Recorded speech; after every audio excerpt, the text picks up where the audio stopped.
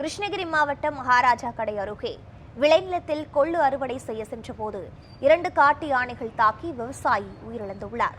இதுகுறித்த கூடுதல் விவரங்களோடு இணைப்பில் இருக்கிறார் எமது செய்தியாளர் திருலோகச்சந்தர்.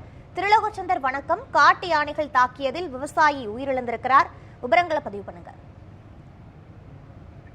கிருஷ்ணகிரி மாவட்டம் மகாராஜா கடை அருகே உள்ள பூவக்கவுண்டனூர் ஏரி அருகில் சுற்றித் திரிந்த 2 காட்டு யானைகள் தாக்கியதில் விவசாயி ஒருவர் பரிதாபமாக உயிரிழந்திருக்கிறார். குறிப்பாக கிருஷ்ணகிரி மாவட்டத்தை பொறுத்தவரையில் ஆண்டுதோறும் ஏராளமான யானைகள் கர்நாடக மாநிலம் பன்னார்கட்ட வனப்பகுதியில் இருந்து மாவட்டத்திற்குள் படையெடுக்கும்.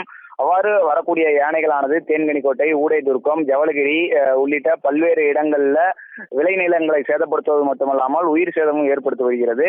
அதே போல் மகாராஜா கடை வனப்பகுதியை பொறுத்தவரையில் ஆந்திர மாநில எல்லை பகுதியிலிருந்து யானைகள் அவ்வப்போது தமிழக எல்லை பகுதிக்குள் இடம்பெயர்ந்து கொண்டே இருக்கும். அவ்வாறு வந்த 2 காட்டு யானைகள் மகாராஜா கடை வனப்பகுதியில முகாமிட்டிருந்தது. இந்த நிலையில் மகாராஜா கடை அருகே மகாராஜா கடை பகுதியைச் சேர்ந்த சாம்பசிவம் என்ற 55 வயது முதியவர் பூவக்கவுண்டனூர் ஏரி அருகே உள்ள தனது நிலத்துல இன்று காலை கொள்ளு அறுவடைக்காக சென்றிருந்தார். அந்த சமயம் அங்கு முகாமிட்டிருந்த 2 காட்டு யானைகள் சாம்பசிவத்தை தூக்கி வீசி மிதித்துள்ளது. இதில் படுகாயமடைந்த சாம்பசிவம் சம்பவ இடத்திலேயே பரிதாபமாக உயிரிழந்துள்ளார். தொடர்ந்து யானைகளுடைய தாக்குதல் காரணமாக உயிரிழப்புகள் ஏற்படுவதும் விவசாய நிலங்கள் பாதிக்கப்படுவதும் தொடர்கதையாக இருக்கக்கூடிய ஒரு காரணத்தால் தற்பொழுது அந்த பகுதி மக்கள் உயிரிழந்த சாம்பசிவத்தின் உடலை சாலையின் நடுவே வைத்து சாலை மறியல் போராட்டத்தில் ஈடுபட்டு வராங்க.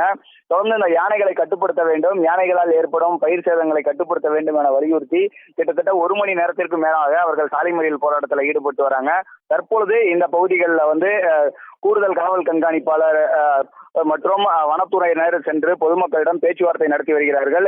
இருப்பினும் அவர்கள் போராட்டத்தை கைவிட மறுத்து தொடர்ந்து சாலை மறியல் போராட்டத்தில் ஈடுபட்டு வராங்க.